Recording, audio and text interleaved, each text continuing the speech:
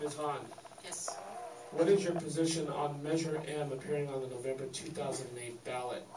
Do you think that Fullerton should consider a similar initiative?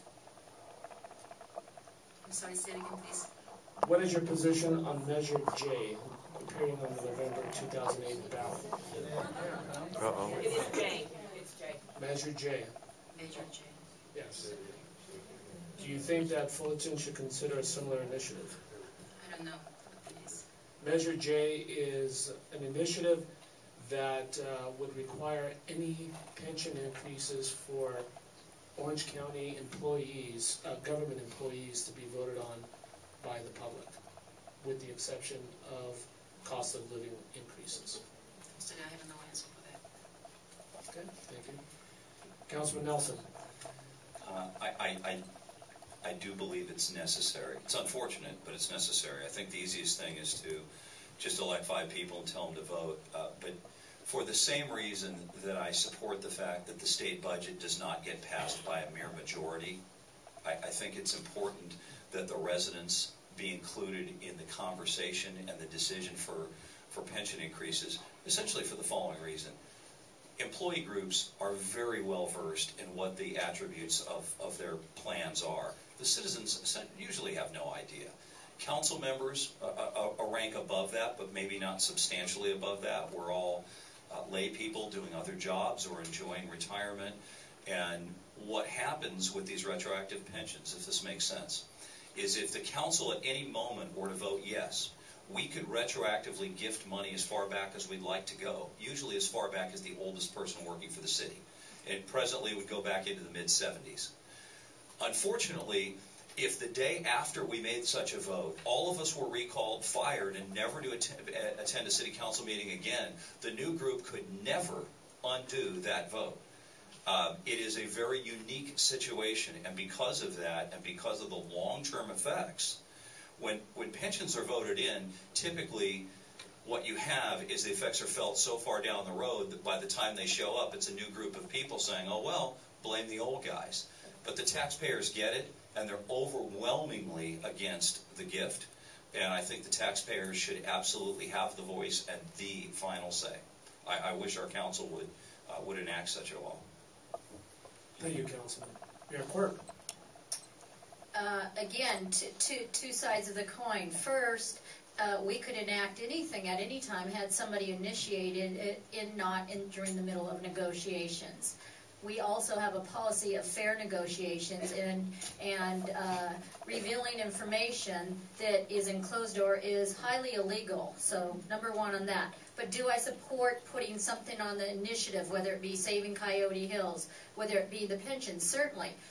Do we have the will of the council to do that? It takes one council member to initiate something and move it forward. So at any time a council member could initiate something, and then it is up to the voters. Things like overnight parking. Sometimes this has been done in the past. Overnight parking was put on the ballot, I think, several years ago, and it was denied. So we certainly could do that.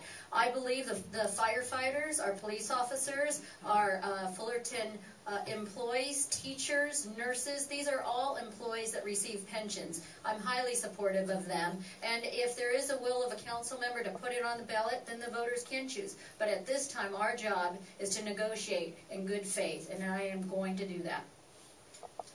Thank you, Mayor. Councilman Jones. Well, first of all, I don't think it's that easy to put it on the ballot. I don't object to it at all. Because I think it should be the will of the people, and government employees' pensions can get totally out of sight. CalPERS, I believe, uses the type of pensions called defined benefits, and that can get astronomical. I can remember when I had a medical complex and I had people employed there. Suddenly, it seemed like all I was doing was working for their pensions. I was the only breadwinner in the group, so to speak. All the others were employees of mine. And after a while, it became very obvious that this was going to be way too expensive. So we had to change it to a thing called defined contribution. Now, I think that certainly any group of employees deserves a pension. I have one from the military, my 20 years in the Air Force. And so I think that they deserve it. And we have fine employees here, but we can't have something that's going to escalate out of sight and get out of control. So the particular type of pension that has been tossed about, though is not really on the table, is not one that I support. I do think that maybe that if employees want to expand their pensions, they can. They can go to private pension funds. Many people do that. They take out annuities or other things, and that can be encouraged. But the defined benefit type can get way out of control. Most private businesses no longer have those type of pensions. And you know that such big companies like the airlines, who have been having a lot of trouble, and General Motors, they've had to change their pensions. Unfortunately, in government, once you give a pension, you can't take a nickel back. All you can do is increase it.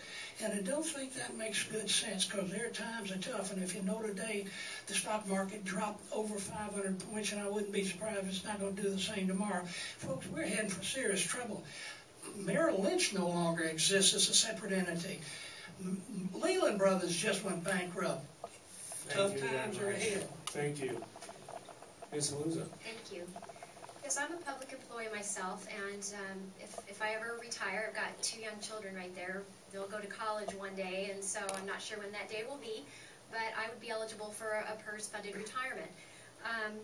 And so I want to be clear on that with the public when I discuss my own perspectives on this type of retirement benefit. I think whenever the public starts talking about placing initiatives on the ballot, it's indicative of a larger undercurrent of dissatisfaction with a particular system. Public employee pensions are just one component of the overall compensation package that these employees receive. And these employees, as we all know, do wonderful things for our communities, and our cities wouldn't exist without them. Many of them could make more money in private practice doing other sorts of things, but they choose to serve the public, as I do, because it's just part of what we think is the right thing to do. Some of them do receive very large pensions, and there have been illegal pension practices, such as pension spiking in the past, which is not what this is. This is a negotiation for, as I understand it, of course I'm not privy to the closed-door negotiations, but what I read in the paper, this is not pension spiking. That's when an individual employee artificially inflates their single highest years so that they can be eligible for a higher pension formula. That's an illegal practice, and of course I don't support that. I think that any decision that the city makes in regards to any type of employee compensation has to be done with the constraints of the budget in mind. You can only pay what you can afford. And I know that employee groups will often say, I've been in these conversations myself, the city has money, they should give us more. Well, they do, sometimes not, but it has to be prioritized with all of the different expenditures a city has to make. Thank you. Thank you.